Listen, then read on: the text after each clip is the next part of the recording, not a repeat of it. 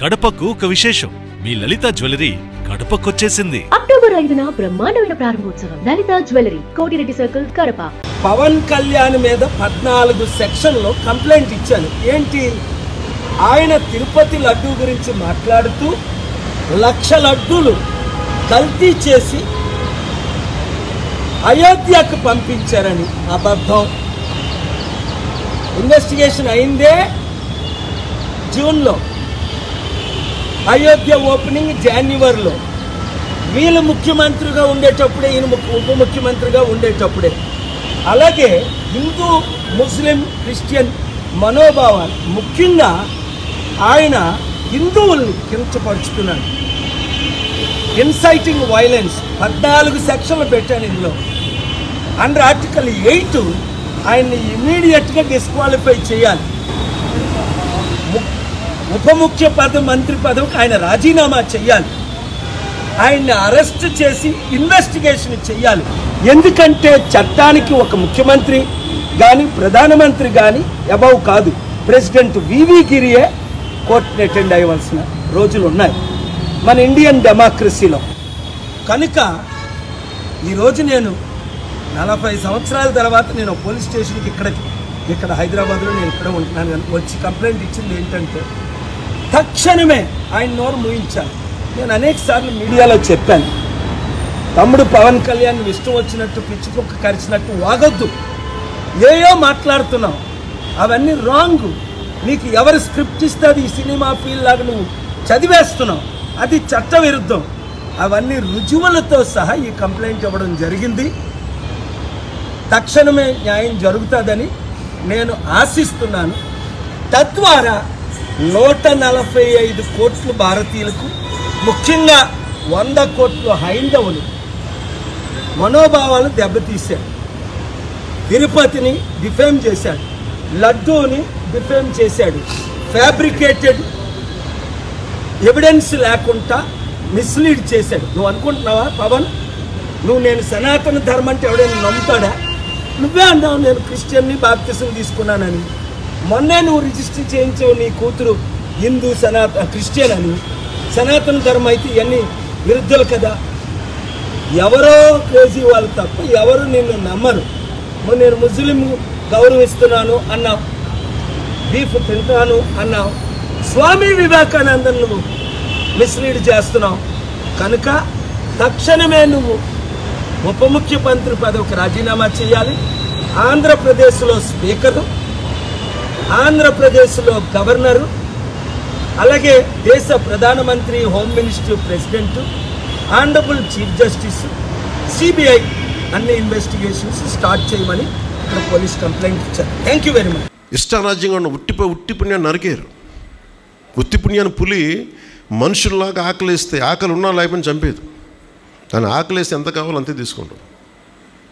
అది మృగం తాలూకు ధర్మం. కానీ మన అందరికీ ఏంటి, అవసరం ఉన్నా లేకపోయినా, ఇప్పుడు మేమేం చేసి చిన్నప్పుడు అవసరం ఉన్నా నేను నేర్చుకున్నాను. అవసరం ఉన్నా లేకపోయినా ఈ మొక్కలు అంటే పీకుతాం. ఎందుకు పీకుతాం మనకే తెలియదు. అంటే అంత అనాలోచితంగా బతుకుతాం మనం, ఆలోచన లేకుండా బతుకుతాం. ఈ బాధ్యత మనం తెలుసుకొని మా తపనల్లో నేను ప్రభుత్వంలో ఉండొచ్చు, ఉండకపోవచ్చు, ఇవన్నీ ఇష్యూస్ కాదు. ప్రకృతిని కాపాడుకోకపోతే మనం బతకలేం. మంచినీరు లేకపోతే మనం బతకలేం. నేనేమనుకుంటానంటే చాలాసార్లు ఒకరోజు మన స్నానానికి బాత్రూంలో నీళ్ళు లేకపోతే ఎంత విలువెల్లాడిపోతాం. ఎండల్లో చాలామంది, నేను స్కూల్లో చదువుకున్నప్పుడు కొమ్మలు ఇరిచేస్తూ ఉండాలి ఉత్తి పుణ్యానికి. పళ్ళు దొంగకడానికని చెప్పి కానుక పుల్లలను ఇరిచేసేవాళ్ళు. ఆ చెట్లో పెట్టింది కానుక పుల్ల పళ్ళు దొంగకడానికి కదరా బాబు, అది నీడనివ్వడానికి, పిల్లలు ఆడుకునే అని చెప్తే ఎవరికి అర్థమయ్యేది కాదు. సమ్మర్కి వచ్చేటప్పటికి, వేసవికాలం మాకు ఎలా ఉండేదంటే ఎక్కడైనా సరే ఇంతపాటి ఆకు దొరికితే దానికి ఉన్నామన్నంత చిన్నపాటి చెట్టు నీడ ఉండేవి కావు. చేతుల బాధ్యత లేకుండా మనందరం చిన్నపిల్లలు అవ్వచ్చు, ఎవరైనా కావచ్చు, అది అలవాటు అయిపోయింది మనకి. ఇప్పుడు ఎవరికి కూడా ఇదొక ఫ్యాషన్ లాగా అయిపోయింది. ఫ్యాషన్ కాదు, ఇది మన బాధ్యత. ఇది నేను చాలా సందర్భాలు చెప్తాను. ఇది విన్న పాత కథ అయినా మనందరికీ అర్థం చేసుకోవాల్సింది ఏంటంటే, ఈరోజు మనం చేస్తున్న ప్రయత్నం మనకు కాదు. ఎప్పుడో ఒక ముసలతను ఒక రాజు వెళ్తున్న సమయంలో వేట నుంచి రాజు తిరిగి వస్తుంటే అతను ఒక మనవడిని పెట్టుకొని, ఆ వయసు ఉన్న అబ్బాయి అంత మనవడిని పక్కన పెట్టుకొని అతను గొయ్యి తీసి తినేసిన మామిడి టెంకని నాటుతూ ఉంటాడు. రాజు తాలూకు సైన్యాధిపతి, మంత్రి అందరూ అపహాస్యం చేస్తారు. నీకు ఎంత ఆశ చెప్పు, నీకు ఎంతకాలం బతికుందాం అన్నాడు. నా కోసం చేయట్లేదు, నా మనవడి తరం కోసం చేస్తున్నాను అని. అప్పుడు వాడికి భవిష్యత్తును ఆలోచించి చేస్తున్నాను అన్నది.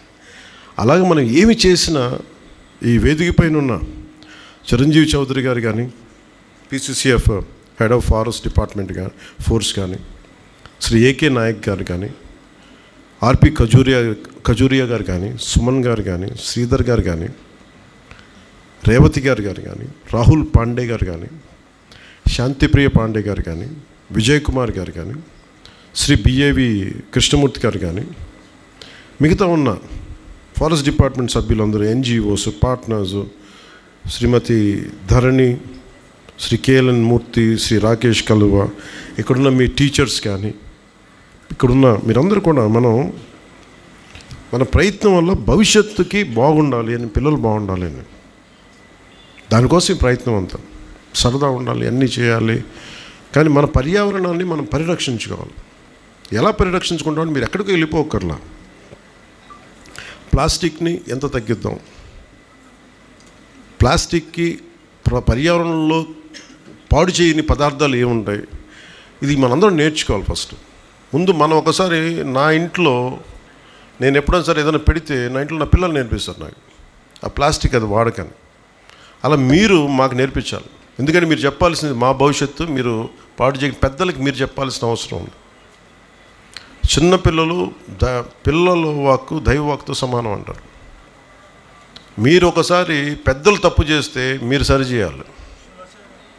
అందుకని నేను పిల్లల మాట చాలా చాలా వింటాను. ఎందుకంటే మీకోసం పెద్దలు ఎవరైనా చేయాల్సింది, నాలాంటి వాళ్ళు కానీ, ఇక్కడ వేదిక పైన ఉన్నవారు కావచ్చు, రాష్ట్రాన్ని దేశాన్ని నడిపేవాళ్ళు, ప్రపంచాన్ని నడిపేవాళ్ళు ఎవరైనా కావచ్చు. అలాగే మనకున్న NGOs, ఇప్పుడు నేను ఇందాక ఆలివరీ టర్టిల్ని చూస్తూ ఉంటే, ఆలివరీ టర్టిలే కదా,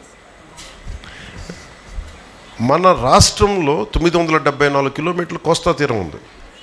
ఎన్ని జీవరాశులు ఉన్నాయో, ఒక్కొక్క జీవరాశిని రక్షించాలి అంటే అవి మనకు సహాయం చేస్తాయి, అవి బతుకుతూ మనకు సహాయం చేస్తాయి. అలాంటి జీవరాశులు నిర్దాక్షిణ్యంగా చెప్పాను ఇందాక, పులి ఆకలేస్తే తింటుంది. ఒక తిమింగలం దానికి ఆకలేసినంత తిని మళ్ళీ కాము కూర్చుంటుంది. మనకు ఉన్న అవసరం ఉన్నా లేకపోయినా కొంచెం ఎగ్జాటిక్గా అని చెప్పి దాని మాంసం బాగుంటుంది, దీని మాంసం బాగుంటుంది, తాబేలు మాంసాలు బాగుంటాయి, అడ్డగోలుగా వేటలు చేసి వన్య సంపదని మనిషి మన యానిమల్ని, మెరైన్ యానిమల్స్ని చంపేయటం కానీ ఇవన్నీ ఎక్కువైపోయినాయి. అక్కడ పాంగోలిన్ అనేది ఒక జంతువు ఉంటుంది. దేనికి దాన్ని ఎక్స్టింక్ట్ అయిపోయింది అంటే దాంట్లో ఏదో మెడిసినల్ వాల్యూస్ ఉంటాయి దాని పొలుసులో. అందుకని వేడి నీళ్ళలో పడేసి ఆ పొలుసులు ఊడిపోతే దాన్ని వాడేస్తారు పులుసు కోసం. పాంగోలిన్ ఏం తింటుంది? చిన్న చిన్న పురుగులు తింటుంది, లేదంటే చిన్న చిన్న జీవాలు తింటుంది. నేను చాలా కాలం ఇవన్నీ ఏమనుకున్నా అంటే ఇవి మంచివి చేస్తాయేమో అని అనుకున్నాను. కానీ మనకు అర్థమైంది, ఏదైనా సరే మొక్కల రూపంలో ఉంటాయి. అన్ని ఔషధాలు మొక్కల రూపంలోనే ఉంటాయి. జ్ఞానం పెంచుకుంటే మొక్కలు కనిపిస్తాయి ఔషధాలన్నీ. దానికి జంతువులనే చంపకర్లా. ఈ జ్ఞానం పెద్దలకి ఎంతమందికి వస్తుందో తెలియదు, కానీ నెక్స్ట్ జనరేషన్ వచ్చే తరం మీకు ఇది మీరు దీన్ని బయటికి తీసుకెళ్ళాలి. మోర్ స్కూల్స్లో ఫ్యాకల్టీ, మీరు విద్యార్థి, ముఖ్యంగా టీచర్స్కి, మీరు ఇంతమంది పిల్లల్ని ఈరోజు మీరు ఒక్క స్కూల్స్ 2-3 స్కూల్స్ నేను అనుకోవట్లేదు, మీరు మొత్తం ఆంధ్రప్రదేశ్లో ఉండే పిల్లలందరినీ పట్టుకొచ్చారు. మీరు దానికి నిజంగా మనస్ఫూర్తిగా ఇక్కడ తీసుకొచ్చి ఇంత సెలవు సమయంలో మీరు ప్రోత్సాహం ఇచ్చి వాళ్ళ చేత చేయించిన టీచర్స్కి మనస్ఫూర్తిగా నేను మీకు చేతులెత్తి నా ధన్యవాదాలు తెలియజేస్తున్నాను. మీరందరూ గ్రీన్ స్కౌట్సా? స్కౌట్స్.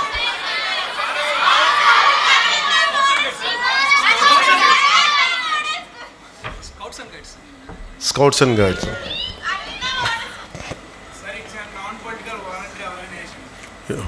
పొలిటికల్ ఇబ్బంది కదా. లేదు, స్కౌట్స్ అండ్ గైడ్స్ చాలా ఎసెన్షియల్, చాలా అవసరం. నేను నేర్చుకున్నాను ఈ రోజు నుంచి, కొత్తగా ఎప్పుడు నేర్చుకోవడం సిద్ధంగా ఉంటాను కదా. స్కౌట్స్ అండ్ గైడ్ సాల్యూట్ ఎలా ఉంటుంది? 3 ఫింగర్స్తో ఉంటుందా? ఇదా? Okay, 3 fingers. ఓకే. సో మనస్ఫూర్తిగా salute to scouts and guides.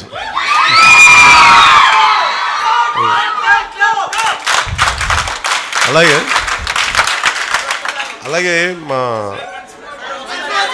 Once more I salute to scouts and guides.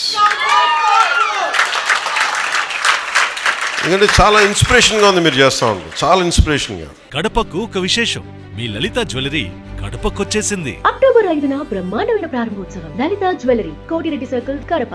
మీ లలిత జ్యువెలరీలో ధరలు చెక్ చేయండి. డబ్బులు చాలా చాలా ఆదా చేస్తారు. డబ్బులు ఎవరికి ఊరికే రావు.